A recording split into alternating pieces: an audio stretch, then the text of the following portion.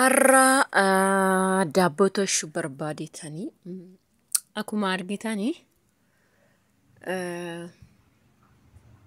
eelee maabiraatii amma 10,800 galee jira. 10,200 immoo ishiin turkiin sun jirti. Ishiin 13,000 taatetti isheenii kiiloo 3 ol hin fudhattu kana mara. Mana keessatti viizaa daabboo xixinnoo malee mana namaatti hin dhaqasettaniin tolchitaniin jechuudha.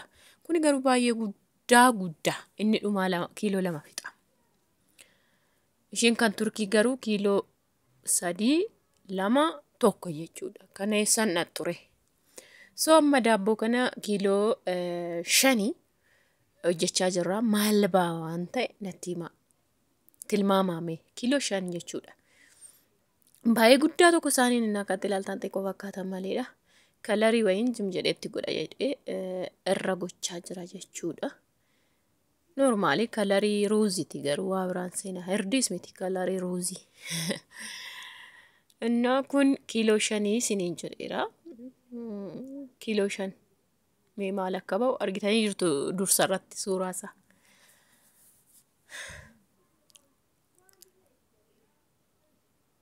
Akka kanattiin ittiin tutuqee kalariidhuma jedhee meeshiil hojjadhe.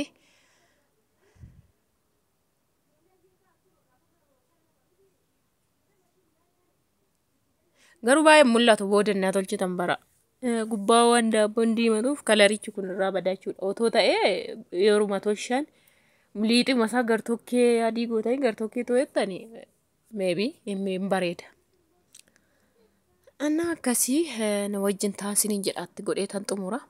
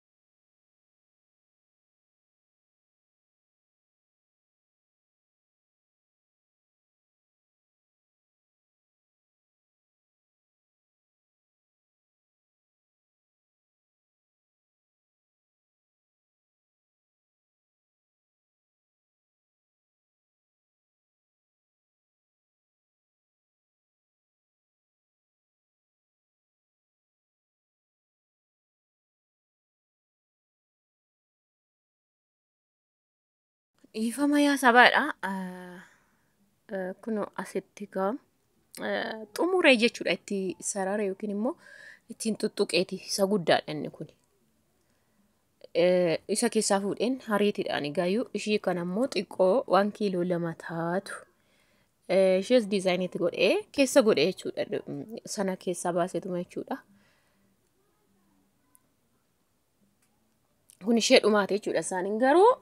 Keekidhaayyuu daakuu kiiloo 1 gadi isiniin ta'u isiniin guutu jechuudha. Innaa baay'ee guddaadha jechuu barbaadeeni. Isa kana isinii wayya kan turkii irraas immoo eeleen daabboo. Ishii turkii sanarraa baay'ee xiqqoodha isheen. Irigiin deemuu hin dandeessa waa tokko hojjettanii. Amma kanan achi keessa godha jechuudha. Ishii kana baay'ee ho'ee waan jiruuf daqiiqa maddee dhangeessi ishiin kun. Amma sanaas furdaa miti manatti waan taateef.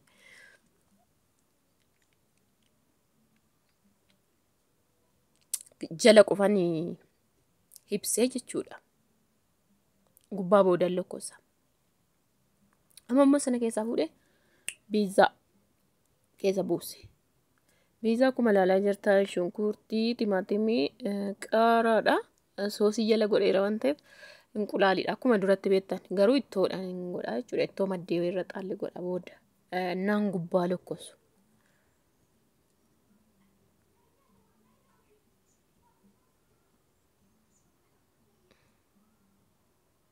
Reefuni liixi xaxxafee irraa godhe malee keessan goone kana bara.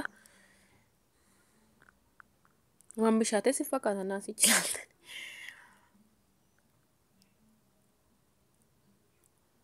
Anna biizaa qomoo daqiiqaa xiqqoo fudhateen daqiiqaa 20 caalaan fudhannee amma keekii hojjechuutti jedhee kaameraa namni nu waraabus hin tollee fi anis waraabuudhaaf baay'ee natti hin mijanne.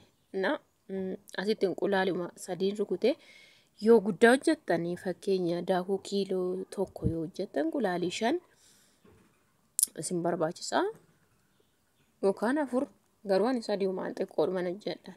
Waanuma kiiloo gimmaasha jedhamu duqqeeti jechuudha. Keekii guddaa hojjechuu barbaadde 5 gadi hin bareedu. Na burtukaana inni hojjedhame nan laala. Ofumaaf hin qabayee jechuudha kaameraa asitti sukkaara hammana. Burcuqqoodhuma bishaanii ta'ee hin guunne baay'ee. Asitti immoo zayitiinis akkasuma hin guunne baay'ee akkuma isaa jechuudha. Wal fakkaataa ta'uu qaba. Isaan kana waliin rukuteen inqulaaliin kan rukutamuu qabu sila maashinii ture jechuudha yeroo baay'ee asitti burtukaana burcuqqoo tokko.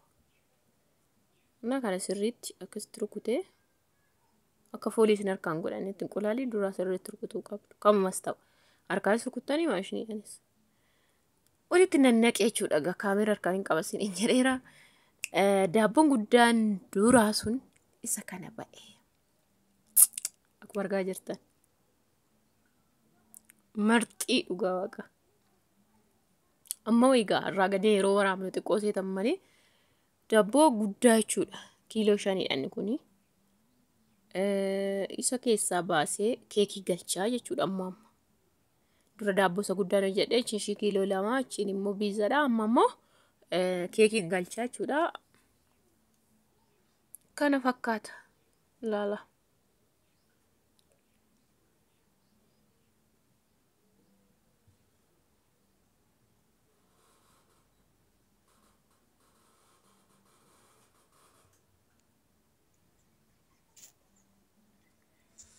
Yeroon garuu saaloodii kaayisanii kaasu kaameeraadha malee gubatee fakkaatu. Baay'ee marxii tokko bunnee jechuudha.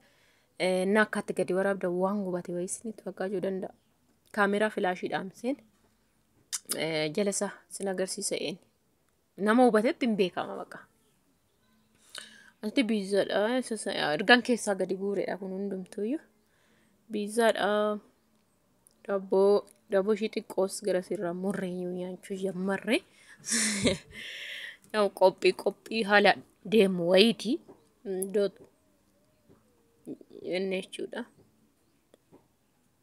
Asillee buna baay'ee akaa'ullee kiiloo tokko olii kun isaanii keessa akkuma argitan isaanii guutee jira isaanii biddeena namni itti nyaatu. Asi daabboo isa kana qaala jammarre.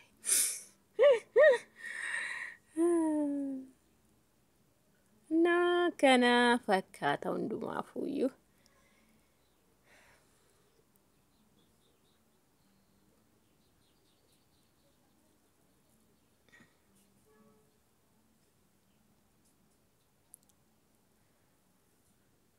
Timmoo jabanaa kana sitti agarsiisanii jabanaa kana birrii 700 Adaamaadhaa bittu malee iddoo biraa baay'ee hin jiru. Fi suupermaarkeetii gurguddaa tokko hin jira. Garuu Adaamaatti irraa argattu. Asirraa dura namni qabu eessa baalis waan achi alaa fidanii kan ijoolleen maanii jechaa ture. Sana booda numtuu irra ga'ee jechuudha. So viidiyoo like share godhaa isiniin jedha abbaa.